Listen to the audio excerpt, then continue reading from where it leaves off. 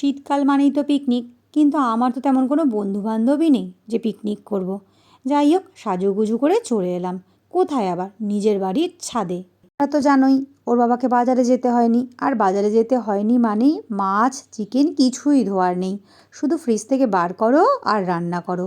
দেখো, এত এত আয়োজন, একটাও কিন্তু আমি রান্না করিনি, পুরোটাই কিন্তু এনার কৃতিত্ব, শুধু এই পাঁপড় ভাজা ছাড়া।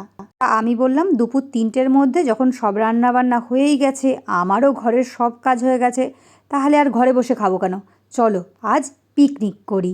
উফ, এর মধ্যেও আবার শর্ত, নাইটি পরে নাকি পিকনিক করা যাবে না। ঠিকই তো, কেউ নাইটি পরে পিকনিক করে? তাই জন্যই তো সুন্দর করে সাজুগুজু করে চুড়িদার পরে হাজির হয়ে গেছি ছাদে। একেবারে খোলা ছাদে আর বসিনি, ওই সিঁড়িঘরের তলায় চাদর পেতে বসেছি। চাদরের ওপর দিয়ে পেপার পাতিয়ে নিয়েছি, একদিকে খাবার দাবারগুলো রেখেছি আর অন্যদিকে খেতে দিচ্ছি। যাই হোক, দেখতেই তো পেলে, প্রথমে সাদা ভাতের সঙ্গে দিয়ে দিয়েছি ভেজ ডাল, যেটা ওর বাবা রান্না করেছিল।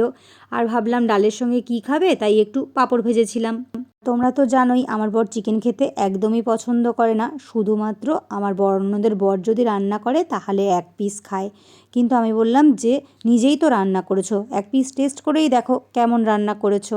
যাই হোক, মেয়ে তো ওই দিকে প্রথমে ডাল ফ্রাই আর পাঁপড় ভাজা দিয়ে বেশ ভালো খেয়েছে, তারপরে চিকেন কষা দিয়েও দেখো ভাত মাখিয়ে নিয়েছে, কিন্তু কাঁকড়া কিছুতেই নেবে না।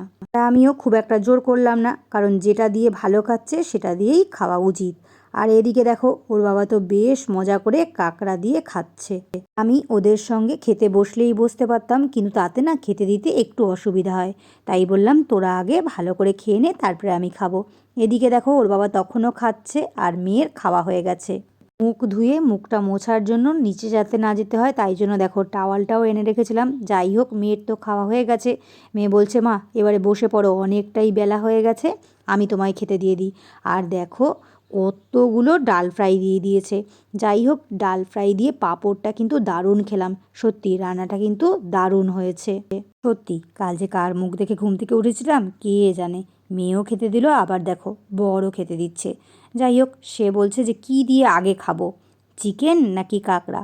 তা বললাম যে অল্প করে একটু চিকেন দাও 1 পিস, আর কাঁকড়া দিয়েই বেশি করে ভাত মেখে খাবো। যাই হোক, কাঁকড়াটা কিন্তু দারুণ রান্না করেছিল।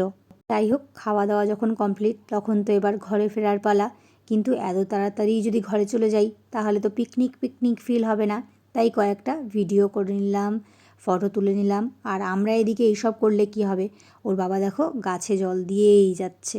আচ্ছা, তোমরাই বলো তো, নিচের ঘরে চেয়ার টেবিলে বসে খেলে এত মজা কি হতো? কোনো দিন হতো না।